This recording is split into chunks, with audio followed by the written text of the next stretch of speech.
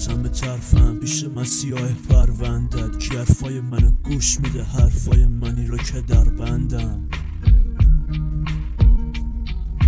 وقتی میشم گرسنه هرچی که تو بگی درسته. سرم توی برف مثل کپکم، میرسم به ته قصه کم کم. حرفاتم بی بنیاده، بستی به این دنیا تو دل به من. دنیای دیگه رو میدی وعده که خودتم ندیدی شو برا بعده.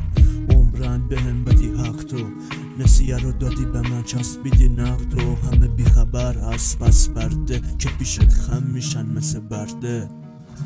عقلم و هوشمو ببر اصلا، ولی نخوا ته دلم تو رو بپرستم. با پول و قدرت شدی مست و به ما میگید بذار دست روی دست و فقط خدا رو بپرست. و این چجور خداییه که نمیگیره حقمو از تو، نمیگیره حقمو از تو.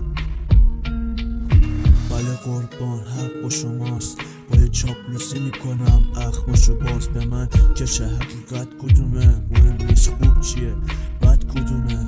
من میگم دروغای مصلحتی، نمیشم درس عبرت واسه نسل بعدی. اگه ازم حقیقت رو بخوان تفره میرن، بذار حقیقت تو دلم دفن بمیرن. بذار جای من قلم حرف بزنه، دستای پوچت برام کف بزنه. اشک روی گونه ها جاری میشه وقتی خندت از اون ناچاری میشه.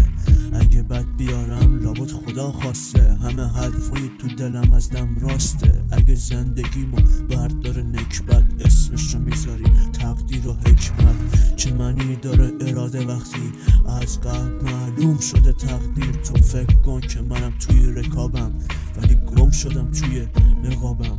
راه میرم آروم و پاورچین، دروغ بگو اگه نکنم باورچی. به رخم بکش ایمان و تقوا تو، باشه تو خوبی همه جور حق با تو، باشه خوبی همه جور حق با تو، خوبی همه جور حق با تو.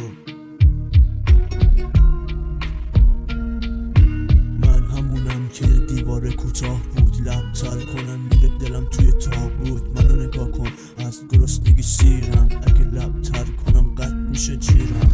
هر کی علیه تو حرف زد بیچاره است، حقیقت گفتن نیست اینجا است. اینجا نمیشه حرف حق زد، واسه آدم خوبا خیلی دور مقصد.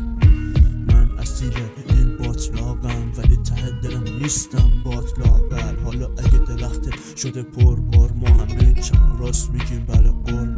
بله قربان حق شماست، باید چاپلوسی میکنم اخماشو باز به من که چه حقیقت کدومه، مهم نیست خوب چیه بد کدومه.